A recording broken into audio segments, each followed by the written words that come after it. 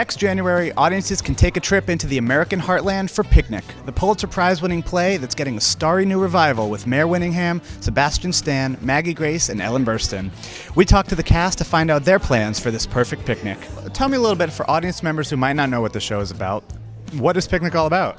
Picnic is small town, 1950s, a single mother raising two daughters, and it's one day, Labor Day, out on the back porch, and everyone's excited about going out, and a vagabond strolls into town and kind of changes the lives of everyone in the small town and everyone in the family. It's funny, and it's charming, and it's human, and tragic, and subtle, all in a beautiful mix. Why was this show the right one for you to make your Broadway debut in?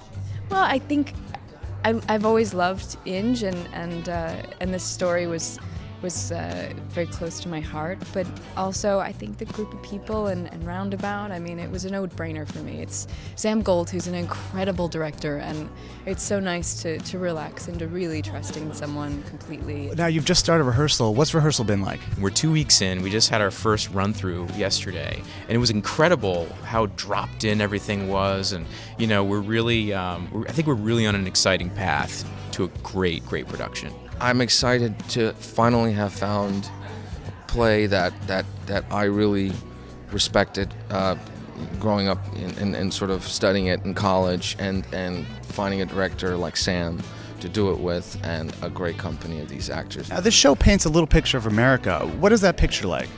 Well, I think this play is traditionally done in a very nostalgic Hallmark Hall of Fame kind of way. I think we're really trying to stay away from that and find a very dark and sexy and true world. It's really about the relationships of people and what goes on between men and women at the level of love, and at that time, how important it was for a woman to get married. It's like a return to simpler times before technology came about and before you could have the world at your fingertips.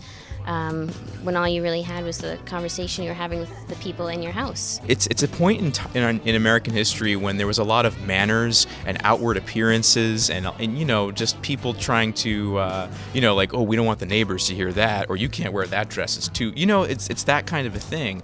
And so the people that live in this play, you know, outwardly it's very mannered and very old school, but underneath there's just a lot of complicated things going on. I think it's an amazing look at women of that time period and all of the constraints and conventions, which were, I think, both good and bad. There's a nice idea of this social contract that everyone's very civil, and there's a certain way to have a conversation and a certain way to behave, and there is a nice side to that.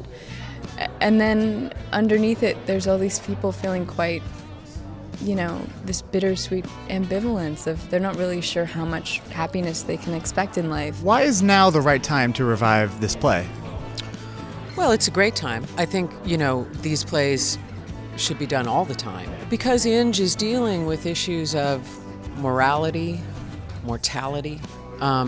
It's always relevant. It's a classic American piece, but it's one that we're able to approach with certain things that 2012 does gift us with. We can be a little more free with it. We, you know, there's a different way we can approach it now than they could then. So I think it's a worthy thing to look at it again. The play hasn't been seen in a long time, and people should be itching to get to re-engage with these plays. It's a play about your dreams and about, you know, whether you can make your dreams a reality. And I think it's always a good time to reconnect with great American stories.